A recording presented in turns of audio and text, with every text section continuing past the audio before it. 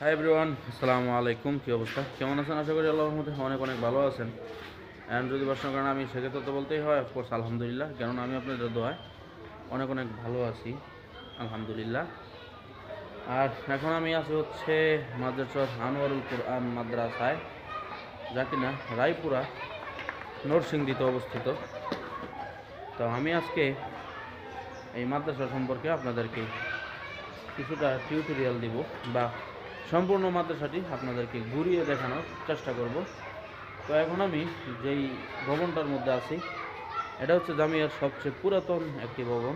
এটার বয়স হইতেছে প্রায় কত বছর, 21 বা 22 বছর হবে হয়তো। আর তাছাড়া আমাদের জামিয়াটি স্থাপিত হয়েছিল 1993 সালে। এখন হিসাব করে নেন কত বছর হয়েছে, কারণ এই মুহূর্তে আমি বলতে পারতেছি না, কারণ অঙ্কে খুবই কাঁচা। তো এই জন্য আপনারা একটু মিলিয়ে নেবেন। আর চলেন তাহলে গাইস দেখানো যাক।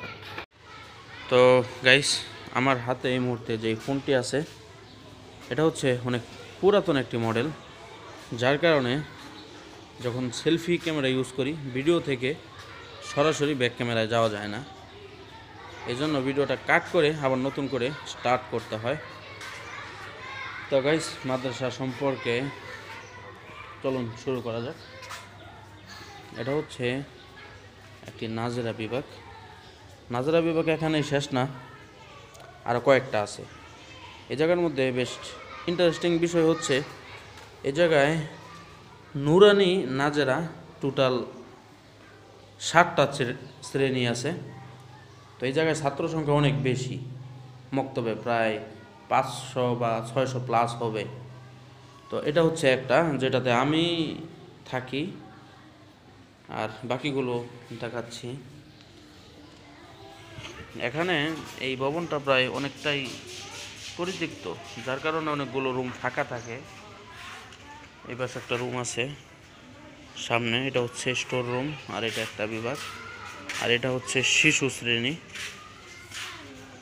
কি ফানের বাড়ি, এটা খুললে লয়া যাও। আচ্ছা, তো এটা হচ্ছে শিশু শ্রেণী, আর এটা এখন পরিত্যক্ত হয়ে আছে। এই যে ভিতরে কিছু বেঞ্চ টেবিল এগুলা ফালায় রাখছে, এটাও পরিত্যক্ত।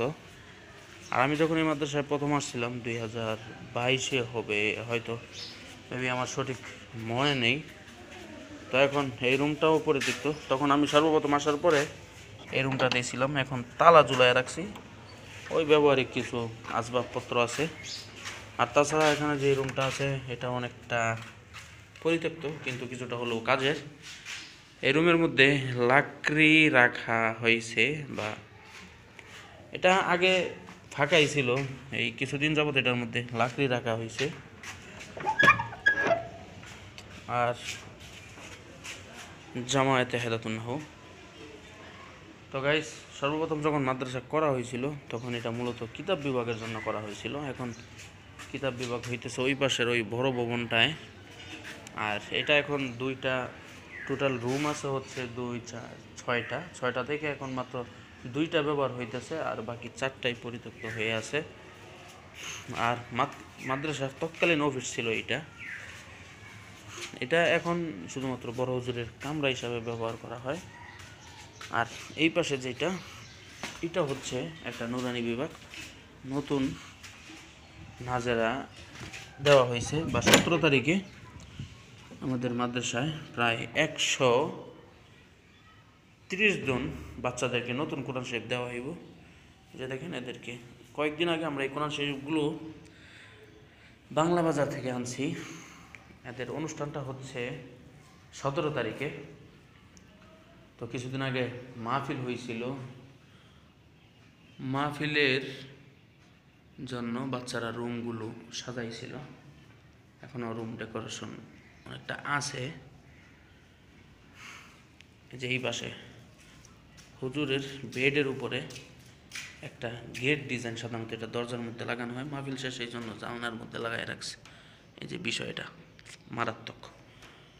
আবার এই জায়গায় হুজুরের শুইয়া যে একটা ভিউ পায়, এটা কিন্তু অসাধারণ। এই যে দেখেন, এটা বর্ষাকালে এদিক দিয়ে পানি দিয়ে একদম বইরা যায়, তখন আপনার কাছে মনে হইব যে আপনি লঞ্চের মধ্যে শুয়ে আছেন। এটার চতুর্পাশেই পানি দিয়ে বইরা যায়। আর এই যে এই পাশ দিয়া এদিক দিয়েও পানি থাকে। আর গাইস, যেটা বলতেছিলাম, আমাদের মাদ্রাসায় 17 তারিখে প্রায় 130 জন বাচ্চাদেরকে নতুন কোরআন শরীফের সবক দেওয়া হবে। তো এই রুমের বাচ্চারাও নতুন কোরআন শরীফ নিয়েছে। আর চলেন এখন অন্যগুলো দেখানো যাক। এখন 8:30 বাজে বা 8:30 বাজে। এখন আমাদের মাদ্রাসাগুলো ছুটি হয় বা খাবারের জন্য 1 ঘন্টা বিরতি। আর যেহেতু সব বাচ্চারাই এলাকার বা এদিকের স্থানীয়, এই জন্য ওরা বাসা থেকে খাবার টাবার খেয়ে তারপর আবার 1 ঘন্টার মধ্যে ফিরে আসে। এটা হচ্ছে মাদ্রাসার পিছন ছাদটা। আর ওই সামনে যেটা দেখতে পারতেছেন এটা হচ্ছে মসজিদ, ওই সাদাটা। আর এটা হচ্ছে নাজেরা বিভাগ। দাঁড়ান আমি আপনাদেরকে সামনে গিয়ে দেখানোর চেষ্টা করি, তাহলে হয়তো কিছুটা হলেও ভালো করে বুঝতে পারবেন। আর এটা হচ্ছে মাদ্রাসার শুরুর দিকের একটা গাছ, সামনের গুলো না, আমি আপনাদেরকে দেখানোর চেষ্টা করতেছি। এই যে এইটা বেশ বিশাল বড় একটা গাছ, ছাতার ন্যায় দাঁড়িয়ে আছে। আর সামনে যে এই 3 সেটটা দেখতে পারতেছেন এটা হচ্ছে নাজেরা বিভাগ। আর আমাদের এই যে এই পাশে এটা হচ্ছে মসজিদ। মাদ্রাসার তুলনায় মসজিদটা একদমই ছোট। তো ইনশাল্লাহ যতটুকু শুনতে পাইতেছি আগামী 1 থেকে 2 বছরের মধ্যে মসজিদের কাজ ধরা হবে। আর এই যে গাছটা কিন্তু বিশাল বড়। এটা অনেকবার এটার উপর দিয়ে অনেক ঝড় ঝাপটা গেছে। সর্বপ্রথম ঝড়ে প্রায় বিশাল বড় বড় 3টা ডাল ভেঙে গেছে। তারপর আবার মাদ্রাসা ওই মাহফিলের সময় যে প্যান্ডেলটা করা হয়, প্যান্ডেলটা এই মাঠের মধ্যেই করা হয়। একদম ওই সামনে যেটা আছে, ওই যে 3 সেটটা আছে ওইটা থেকে নিয়ে একদম এই পর্যন্ত প্যান্ডেল হয়, যার কারণে ডালগুলো অনেক নিচা হয়ে গেছিলো। পরবর্তীতে এই ডালগুলো কাটা হয়েছে। এখন হয়তো ওরকম ভালো ক্লিয়ার বোঝা যাবে না, কারণ ডিভাইসটা অনেকটাই পুরনো। আর এটা হচ্ছে এটা নুরানি বিভাগ বা নাজেরা বিভাগ। 17 তারিখে যেই অনুষ্ঠানটা হবে বা যাদেরকে কোরআন শরীফ সবক দেওয়া হবে, তাতে এই ক্লাসের বাচ্চারাও অন্তর্ভুক্ত। এটা হচ্ছে মুবাশশির বিন মুস্তফা কামাল সাহেব, ওনার ক্লাস। আর এটা হচ্ছে মাদ্রাসার বহুতল ভবন।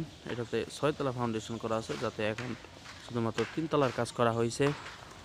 আর সামনে আমি যতটুকু জানি হয়তো ওইটার উপরে আর কাজ করা হবে না, এই ভবনটাতে কাজ করা হবে। আর মাদ্রাসায় একটা সরকারি ক্লিনিক আছে, এখান থেকে ওই টুকটাক ওষুধ সংগ্রহ করা যায় বা বিভিন্ন টিকার যে কাজগুলো আছে বা বাচ্চাদেরকে যে টিকাগুলো দেওয়া হয় তা এখান থেকেই দেওয়া হয়। আর মাদ্রাসার এটা হচ্ছে নুরানি বিভাগ। 17 তারিখে আমাদের যে অনুষ্ঠানটি হবে তাতে এই ক্লাসটি অন্তর্ভুক্ত। আর এটা হচ্ছে বর্তমান অফিস কক্ষ। এই যে দেখতে পারতেছেন অফিস কক্ষ। অফিসের মধ্যে যাওয়া যাবে না, কারণ ওই জায়গায় প্রচুর সিসি ক্যামেরা আছে। আর সম্পূর্ণ মাদ্রাসায় সিসি ক্যামেরা আছে। এই যে এদিকে একটা দেখতে পারতেছেন, আবার এই পাশে একটা আছে। পুরো মাদ্রাসা প্রায় 14টার মতো সিসি ক্যামেরা দিয়ে নিয়ন্ত্রণ করা হয়। এটা হচ্ছে মাদ্রাসার মূল ফটক। আর এটা হচ্ছে মূল ভবন। তো 6 তারিখ থেকে আমাদের প্রতিষ্ঠানের পরীক্ষা শুরু, এই জন্য পরীক্ষার জন্য কাজ করতেছে আমাদের মাওলানা আশিক শাহ হুজুর।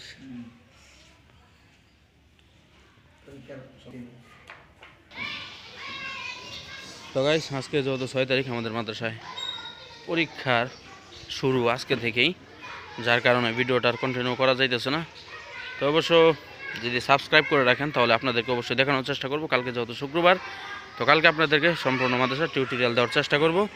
আর এখন ওই মাদ্রাসার পরীক্ষার যে খাতাপত্রগুলো আছে এগুলো একটু গোছাইতে হইব। মানে গোছানোর মধ্যে আমার কোনো কাজ নাই, অন্য শিক্ষকরা আছেন, যেনারা দায়িত্বপ্রাপ্ত শিক্ষক আছেন, ওনারা কাজগুলো করতেছেন। বাট এই মুহূর্তে যদি আমি এই কাজটা করি তাহলে হয়তো ওনারা মাইন্ড করতে পারেন, বা এমনিতেও কয়েকজন আছে ওনারা হাসাহাসি করেন। এই জন্য এই মুহূর্তে আর ভিডিওটা কন্টিনিউ করতে পারতেছি না। তবে আপনি যদি সাবস্ক্রাইব করে রাখেন তাহলে অবশ্যই চেষ্টা করব পরবর্তী ভিডিওতে সম্পূর্ণ মাদ্রাসা টিউটোরিয়াল আপনাদেরকে দেওয়ার জন্য। তো অবশ্যই আশা রাখবো যে আপনি একটা সাবস্ক্রাইব করবেন, একটি কমেন্ট এবং একটি লাইক করবেন। আর যদি ভালো না লাগে সেক্ষেত্রে লাইক কীভাবে করবেন, যদি ভালো লেগে থাকে তাহলে অবশ্যই একটা লাইক করে দিবেন আশা করি। তো গাইস আজকে কথা না বাড়িয়ে এখানেই রাখছি। আসসালামু আলাইকুম।